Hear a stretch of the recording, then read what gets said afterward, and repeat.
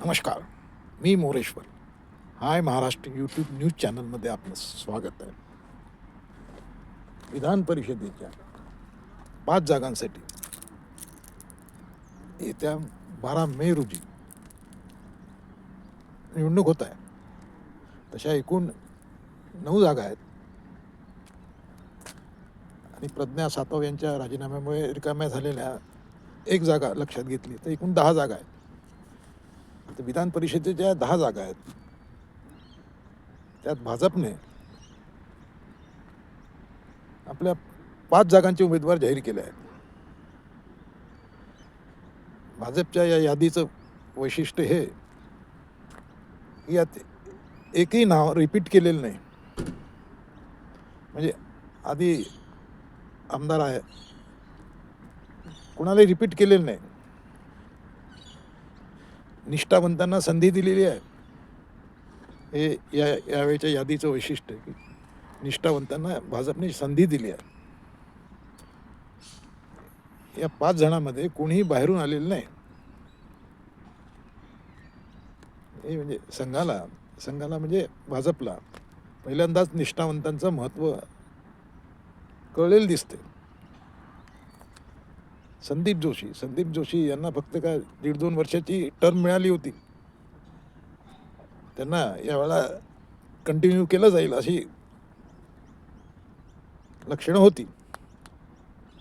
परंतु या यादीत सरप्रायझिंग संदीप जोशींचं नाव नाही आहे.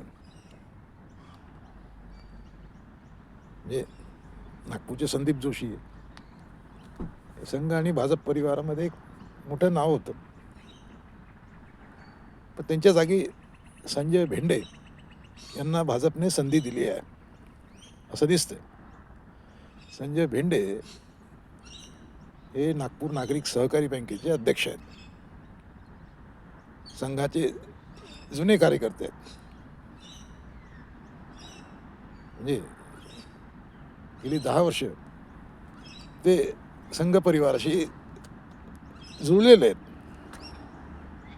त्यामुळे संजय भेंडे यांच्याशी न्याय झाला आहे असं म्हणता येईल. बाकी जे 4 नावं आहेत ही बाहेरचे आहेत. भाजपचे संघटन मंत्री सुनील कर्जतकर यांना भाजपने संधी दिली आहे यावेळेला. कर्जत जामखेड म्हणजे नगर जिल्हा इथले कर्जतकर आहेत. त्यांना भाजपने तिकीट दिलं आहे. दुसरं नाव आहे माधवी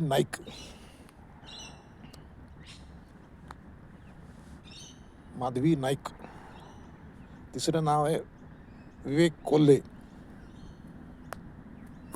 कोल्हे हे माजी आमदार स्नेहलता कोल्हे यांचे चिरंजीव आहेत. प्रमोद जठार हे कोकणचे आहेत. माजी आमदार राहिलेले आहेत. संघटनात्मक मुशीत तयार झालेले एक नेतृत्व आहे.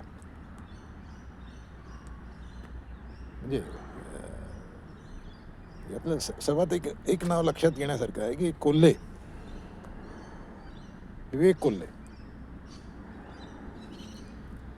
कोल्हे यांना गेल्या वेळीच संधी मिळायला पाहिजे होती कोपरगावमध्ये. परंतु ती जागा राष्ट्रवादीला गेली त्यामुळे ते संधी हुकली. कोल्हे हे सहकार सम्राट शंकरराव कोल्हे यांचे नातू आहेत. सबुरीचं फळ त्यांना मिळालं. आता हे 5 नावं भाजपने आज दिलेले आहेत. ते 5ही नावं बिनविरोध निवडून येतील अशी चिन्ह आहेत. कारण एकूण जे जागा आहेत त्यात पाहता महायुतीच्या वाट्याला 5 जागा 2